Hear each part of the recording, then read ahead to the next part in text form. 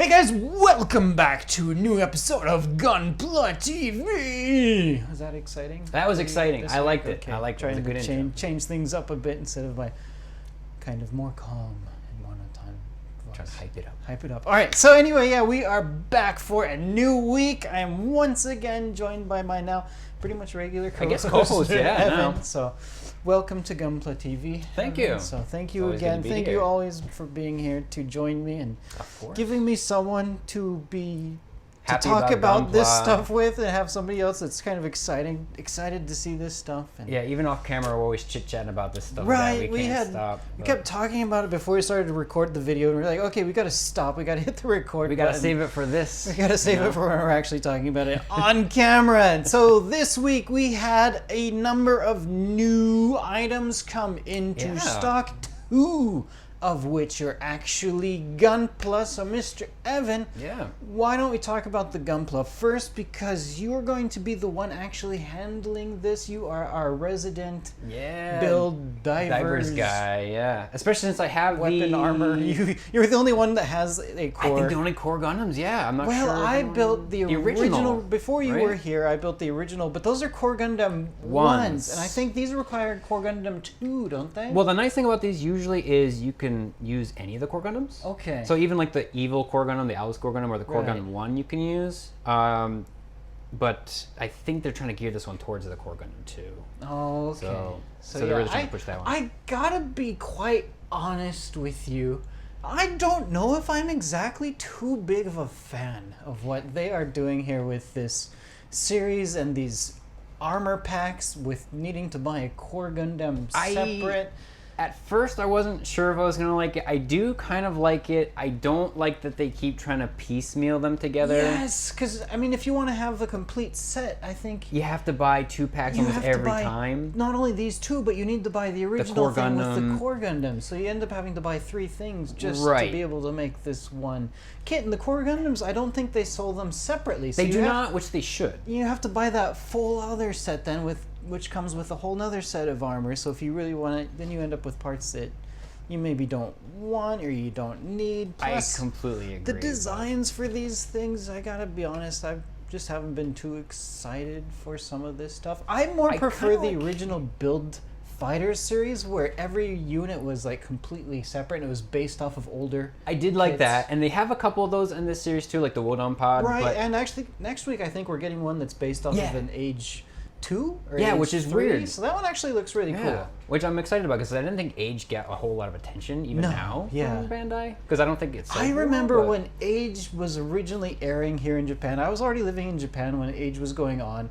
and I remember going to like the big cameras, the electronic stores. That's like one of the more popular places to go buy Gunpla kits here, because that was before I was working here, and the Age kits kind of sat on the shelves. They did not move. In those camera stores, I noticed, and I grabbed a number of them when they went on sale at some point, and it seems like after they finally, it took a while for that stock to clear out, and they never kind of did a reissue of a lot of those Age kits. I think Bandai likes to kind of pretend Age didn't happen in a lot of respects. But it has some cool stuff. Age 2 is one of my favorite suits because it looks so cool. They have some unique designs in it. Especially in that flight form, and you got those wings off the side of it. It looks really cool, the Age 2. So it'll be cool if it gets a little bit of a revival and interest from at some point. Some of these kits. Like that's one thing I like about, like you were saying with the Build Diver, or the Build Diver series and like the Fighter series, was that they had some really cool redesigns of original. Of older suits. And then we can get new kits based on the older kits that we probably would have never gotten without the Build Fighters. Absolutely. We're still getting some of that actually here with the Build Fighter series. So that is kind of cool. But just this core unit type thing, I didn't think I was going to like it as much as I do, but it's one of these things where the more pieces you get, the more customization you can do, and that's fun, but it's it's really piecemeal, and you have to buy a lot of them to get like the most enjoyment out of it, I think. What am I doing here? We're here to sell, so these are exciting. You guys got to buy this. But actually, you'll be reviewing it, so we'll see how this one is. It's actually a fairly large box for just this armor, so I'm interested to see why it's so large when it's just an armor. So that's kind of interesting. It is indeed. So we got that to look forward to. And then the other one that's kind of exciting that came out this week is another Digimon release. So I reviewed the War Greymon, and I did the other Digimon. I don't remember the name of it, but we have a third one in the Digimon series now, the Garurumon. Garurumon. Yeah. Right? Garurumon. So this is kind of a dog wolf type of thing with wings. He looks pretty cool. It does look quite awesome. I will not be reviewing this one. Mr. Dave will be the one building the Metal Gururumon. All right, so there we have that. So these Digimon kits are really popular. They are.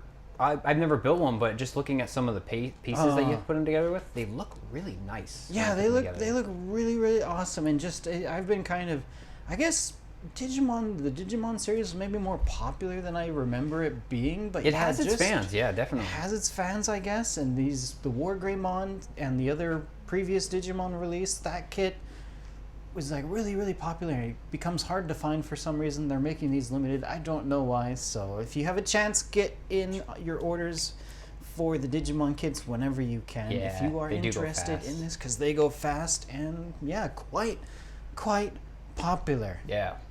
All right, so this was a Figureize standard release, but we have another Figureize standard release. Yes, we do. And it is another, what is it? Masked Rider Den-O. The Den-O.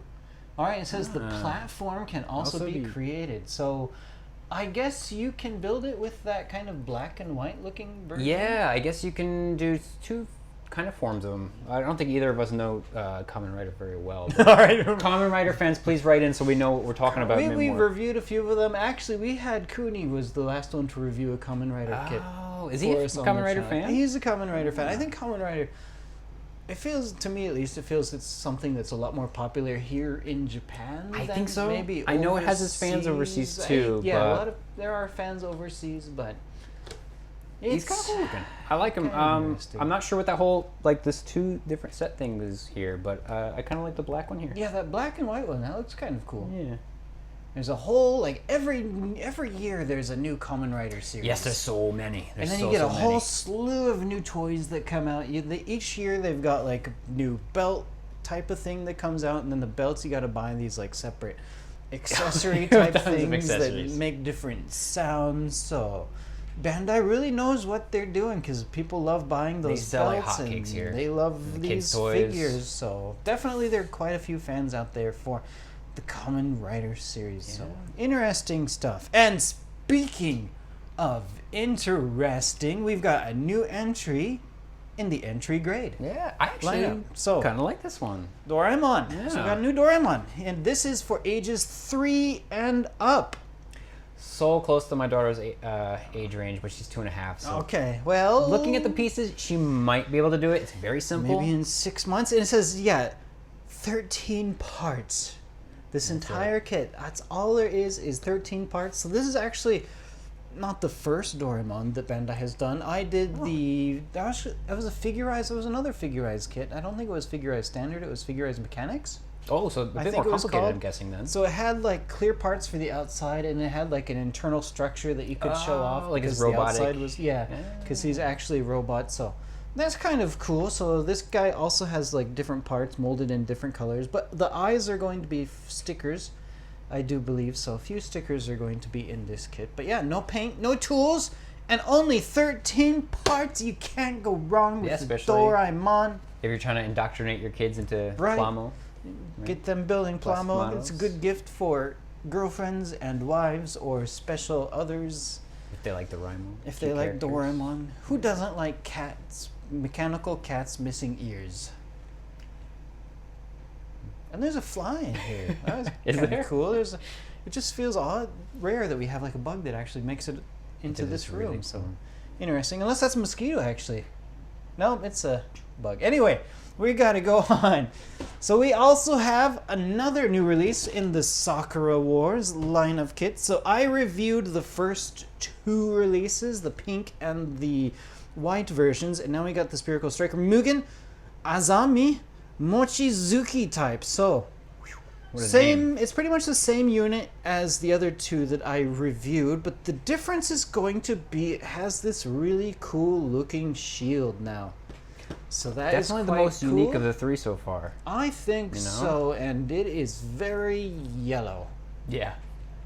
other than that, it looks pretty much, identical. So I guess I don't need to really review this if the only difference is going to be a shield. So there you have it. These are all the new releases this week for what Bandai has released.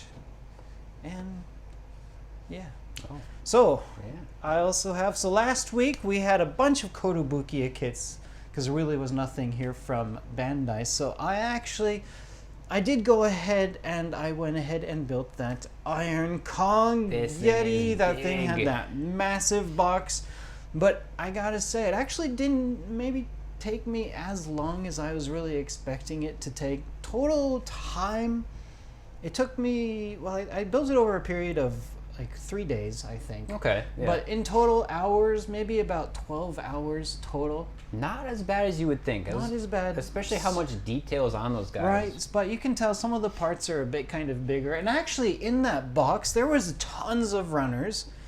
And because this kind of borrows parts from a bunch of different Zoid kits. Oh, so it doesn't use all of the parts on the runners. So I actually had like a bunch of runners with tons of parts left over. Oh, maybe that's why the box is so big then. You got a lot of runners in there because it's just borrowing parts from a bunch of different kits to make this one unit. So interesting. Lots of spare parts left over from building this guy. So that was quite cool. And then I also finally got around to reviewing that Metal Gear Rex last week. So which is really good. You can really see the size difference between these two. Yeah, he dwarfs the Rex. It's insane. Yeah, the Rex maybe isn't as big as that box kind of makes you believe it. That's the other thing too. The box is a bit big, but it still looks cool. It does, and look I'm really still cool.